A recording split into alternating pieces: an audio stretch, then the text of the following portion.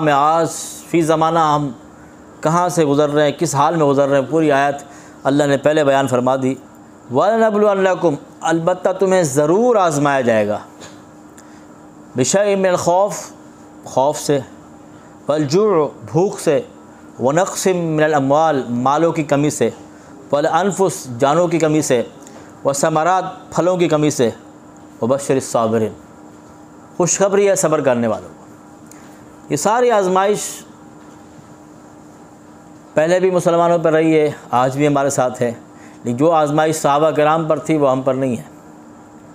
3 سال شیب ابی طالب میں جو حصار کر دیا گیا، سوشل بائیکاٹ کر دیا گیا نبی کریم صلی اللہ علیہ وسلم اور آپ کے اصحاب کا، اور صحابہ کرام علیہم رضوان کھانے کی کوئی چیز نہیں تھی، یہاں تک کہ ایسے بھی موقع آئے کہ پیٹ پر پتھر باندھنے پڑے۔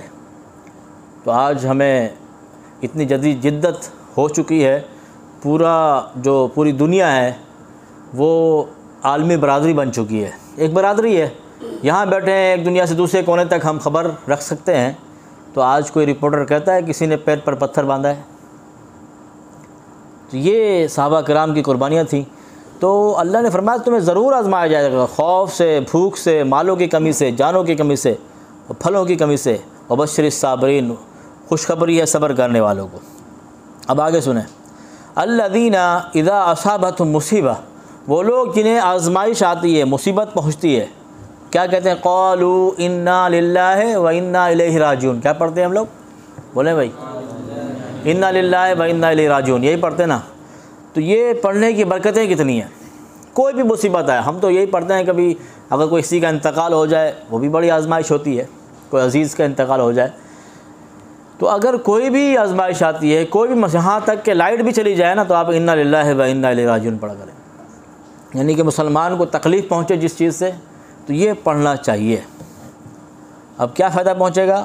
الذین اذا اصابتہم مصیبہ قالوا انا للہ و انا الیہ راجعون، فرمایا جس پر مصیبت آ جائے اور وہ پڑھتا ہے انا للہ و انا الیہ راجعون، اولئک علیہم صلوات من ربہم ورحمہ، یہی وہ لوگ ہیں کہ جن پر ان کے رب کی طرف سے خصوصی نوازشات ہے اور رحمت ہے، اولئک هم المہتدون، اور یہی لوگ ہدایت پر ثابت قدم ہیں۔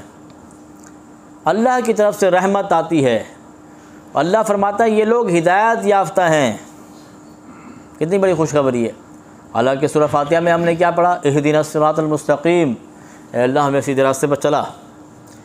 ہم دعا مانگتے ہیں یا اللہ ہمیں سیدھا راستہ عطا فرما، یہاں فرمایا جا رہا ہے، اللہ فرماتا ہے اگر کوئی مصیبت پر صبر کر جائے تو اللہ فرماتا ہے وہ لوگ ہدایت یافتہ ہیں، اللہ کی طرف سے وہ ہدایت یافتہ ہوتے ہیں، ان کو اللہ تعالیٰ ایک عظیم درجہ عطا فرماتا ہے۔ یہ یہاں پر بیان کیا